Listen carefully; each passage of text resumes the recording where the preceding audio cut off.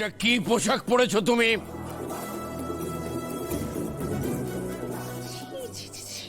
লজ্জায় সবার সামনে আমার মাথা কাটলো এই মেয়েটা। মদের গন্ধ আসছে না? টগর, তুমি মদ খেয়েছো?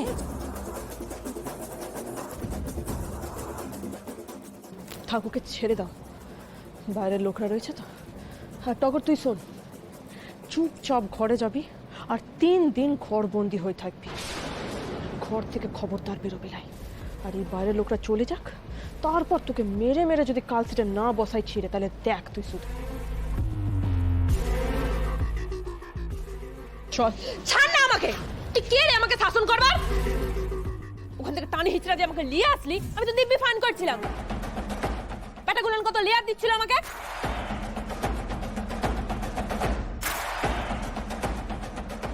হাসতে টগর, লেসার ঘুরে একেবারে চিল্লামিল্লি করবি নাই। চল ঘরে চল। যাবো না, আমি বললাম তো। আর তোর কথায় কেন যাবো রে? উল্টো আমি কি করেছি? তুই কলেজে গেছিস, আমিও গেছি। তুই অফিসের পার্টিতে যাস, আমিও গেছি। তুই ফুর্তি করুস, আমিও করেছি। তাহলে তোকে সবাই মাথায় করে নিয়ে লাজবে আর আমার বেলায় ঘর বন্দি কেন রে? লজ্জায় সবার সামনে আমার মাথা কাটলো এই মেয়েটা। একদম না শাশুড়ি গিয়ে ফড়াতে আসবেন নাই। পারুলের উপর দেখেন না কেন?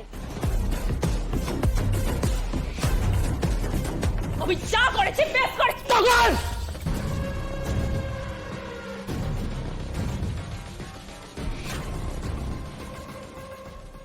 তুমি আমার গায়ে হাত তুললে?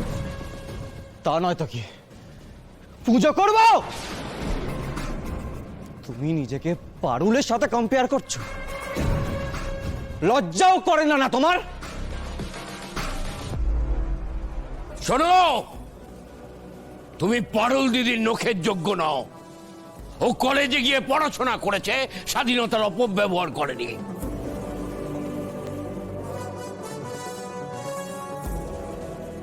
কলেজে গিয়ে পড়াশোনা করে ভালো রেজাল্ট করে কয়েকদিনের মধ্যে এত বড় একটা কোম্পানির সিনিয়র ম্যানেজার হয়েছে ও।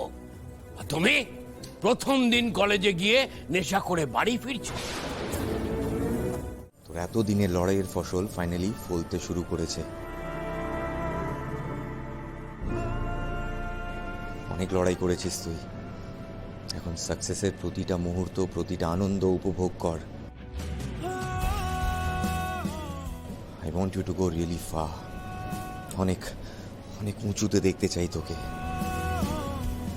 লাখে তোর মতো একটা মেয়ের জন্ম হয়। তুই কি শুধু আমাদের মতো বেঁচে থাকার জন্য জন্ম নিয়েছিস নাকি? পারুল, পৃথিবী বদলে দিবি তুই। এই দুনিয়ার অন্ধকার কাটিয়ে আলোর বন্যা নিয়ে আসার জন্য তোকে বাবা ভুবনেশ্বর এই পৃথিবীতে পাঠিয়েছে।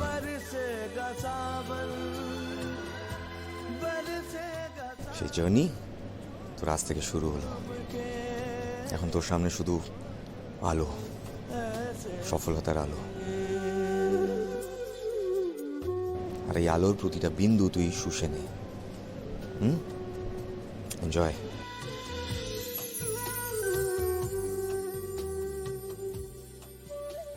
রায়ন যা বলছে সব মন থেকে বলছে বাবা ভুবনেশ্বর। এত স্বপ্ন ও দেখেছে আমায় নিয়ে, ওর মনে আমায় নিয়ে এত আশা।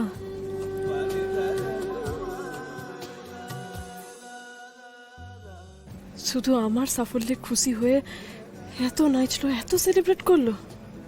হে বাবা ভুবনেশ্বর, এটা কি স্বপ্ন না সত্যি? সত্যি সত্যি, সব সত্যি জন্তু। এই পৃথিবীতে সব সত্যি।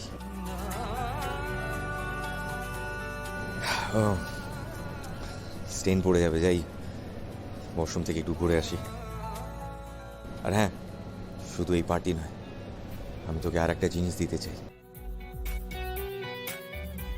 তুই বাকিদের সাথে এনজয় কর, আমি আসছি। আমি ভাবতেই পারি না যে তুই আমার প্রমোশন নিয়ে এত খুশি হবি, যে এত সুন্দর করে শুধুমাত্র আমার লিগে এত সুন্দর করে একটা সারপ্রাইজ পার্টি অ্যারেঞ্জ করবি। Thank you so much, thank you. বলেছিলাম না তোকে আরেকটা জিনিস দেওয়ার আছে, মনে আছে? আরে কি স্পেশাল গিফট দেখা বলো।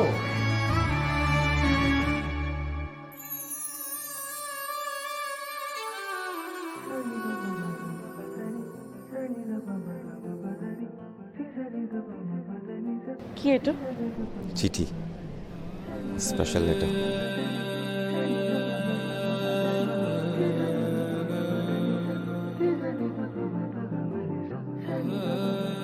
সবটা তো আর মুখে বলা যায় না পারুল। পারুল, কাল সকাল অবধি কিন্তু প্লিজ এই লেটারটা খুলিস না। আমার দিপি, প্রমিস কর কাল সকালে পড়বি।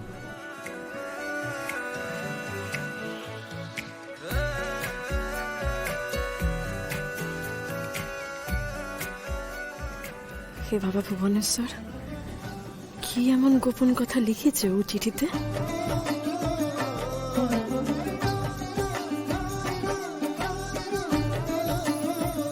পারুল খামটা খোলো। আরে পারুল খোলো না, দেখো না কি লিখেছে। আরে কি আবার লিখবে? ওই চিঠিতে রায়ান পারুল দিদিকে ভালোবাসার কথা লিখেছে। আমরা যে কথাটা ওর মুখ থেকে শুনতে চাই সে কথাটাই লিখেছে। হ্যাঁ আমি শিওর, এতদিন রায়ান যে অন্য মেয়েকে ভালোবাসে ভালোবাসে বলে আমাদের ফাঁকি দিয়েছে না, ওই মেয়েটা আসলে পারুল।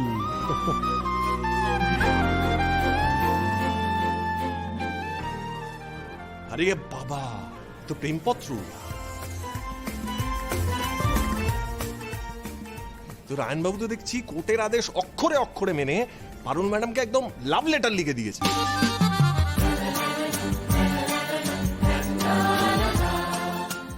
সেই সৌভাগ্য কি আমার হবে?